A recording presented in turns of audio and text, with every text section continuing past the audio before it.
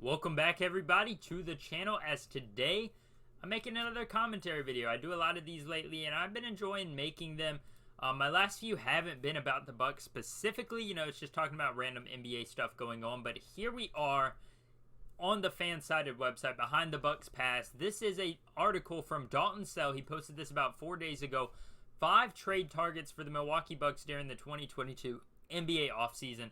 Right off the bat, Royce O'Neal. I love that pick, or I love the idea of trading for a guy like Royce O'Neal. But before we get into that, I want to talk about the biggest things we need to do before free agents, or before we make any offseason moves, and who we should re-sign, who we need to bring back, who we need to get rid of also. So first off, I want to start with Bobby Portis and Pat Connaughton. These two guys are guys that help mold this team, and they've been here for so long. I feel like if they leave, this team's just going to fall apart.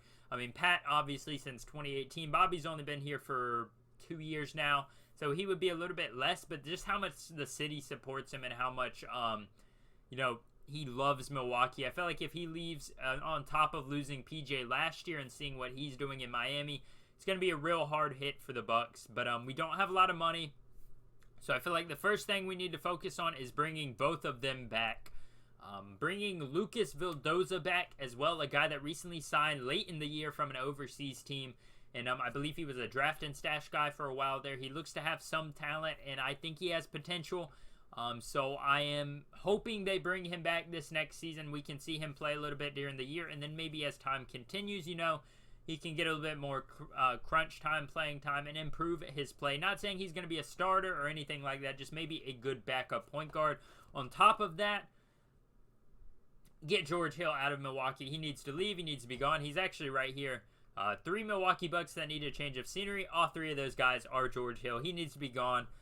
With his play in the playoffs, man, terrible play. I love Javon Carter over him all day long. And, yeah, that was just a bad decision by Bud to actually play George Hill. But all the negativity aside, George Hill, I think it may be time to quit. But on top of that, we want to bring in a good guy from the draft, at least at that 24th spot, a guy that can compete and a guy that can contribute, as I feel like I'm kind of low on the camera. Is this any better? Let's see. Yeah, that's pretty good. Anyways, I want us to get EJ Liddell. You'll see in my 2K mock draft simulation, that's a guy that I really want the Bucks to get. If he doesn't fall, I'm fine if we get a guard like Ty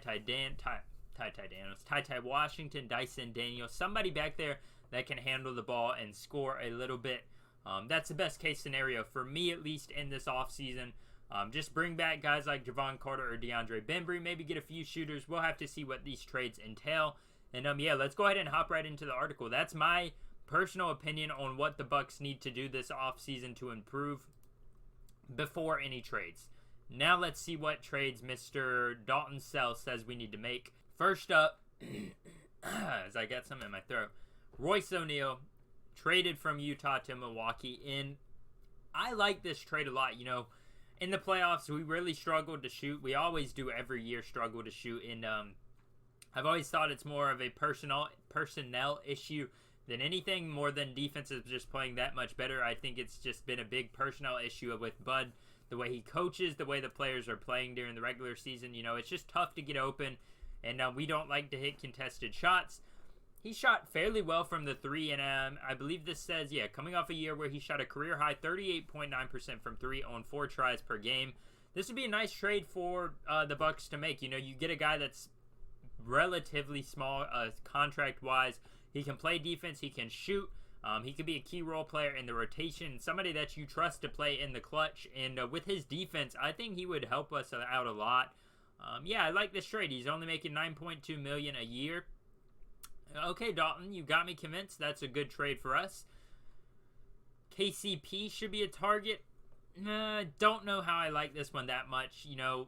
He's making a little bit more money than I'd liked. He's making about $14 million. Yeah, it says down there $14 million. So that's a little bit more than I'd like for a guy that's coming off the bench and likely won't play that much or have much of an impact on the team. Yeah, he can shoot, but he's a below average defender. He can't really do too much else other than shoot the 3. He's not going to score off the dribble or anything. So I could see if we make this trade, it makes sense. I could see why we would make this trade. And right here, Mr. Sell tells us that it was reportedly discussed that he might be available in a Dante DiVincenzo trade. I would have preferred that over the Serge Ibaka trade because that was the worst trade we've ever made in Milwaukee Bucks history. No, not the worst trade. Worst one was trading Ray Allen. But, yeah, I don't know how I feel about this one.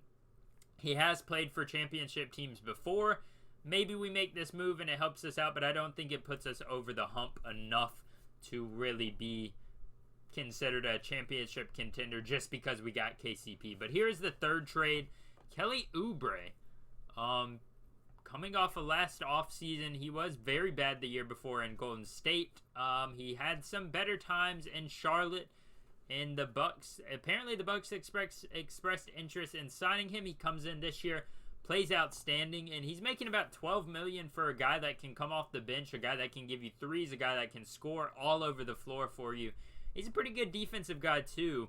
I like this trade a lot. Kelly Oubre would fit alongside the personnel we have right now. You know, he could replace DeAndre Bembry, be a lot better than DeAndre Bembry. He could play those minutes that we had Pat Connaughton playing the small forward and put Pat back at the shooting guard, stuff like that. I think that would be a really nice change of pace for the Bucks, and the Hornets are very open about trading him, so wouldn't be that surprising if this trade actually did happen, as I about clicked off the article. Don't really know who we'd have to give up for him, though, so that would be a bit of a question mark there. And fourth of the five trades, Cam Reddish.